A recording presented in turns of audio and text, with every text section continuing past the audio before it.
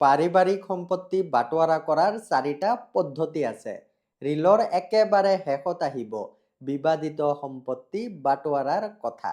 প্ৰথমটো oral partition তথা মৌখিক বাটোৱাৰা কৰি পৰিয়ালৰ সদস্যসকলে সম্পত্তিত নিজৰ অংশ ল'ব পাৰে।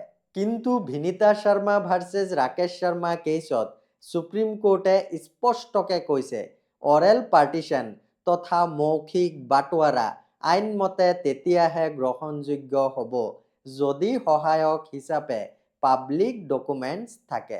দ্বিতীয়টো, পৰিয়ালৰ সদস্যসকলে একেলগে বহি মেমোৰেণ্ডাম অফ ফেমিলি ছেটেলমেণ্ট এখন বনাই সম্পত্তিৰ বাটোৱাৰা কৰিব পাৰে। ইয়াত কোনো ষ্টাম্প ডিউটিও নালাগে আৰু ৰেজিষ্ট্ৰেশ্যন কৰাৰো প্ৰয়োজন নাই। তৃতীয়টো, পাৰ্টিশ্যন ডিড এখন বনাই পৰিয়ালৰ সদস্যসকলে সম্পত্তিৰ বাটোৱাৰা কৰিব পাৰে। মনত ৰাখিব, পাৰ্টিশ্যন ডিড চাব ৰেজিষ্টাৰ অফিচত গৈ ৰেজিষ্টাৰ কৰিব লাগিব। চতুৰ্থটো, যদি সম্পত্তিক লৈ পাৰিবাৰিক সংঘাত হয়, কোৰ্টত পাৰ্টিশ্যন ছুট ফাইল কৰিও সম্পত্তি বাটোৱাৰা কৰিব পাৰে।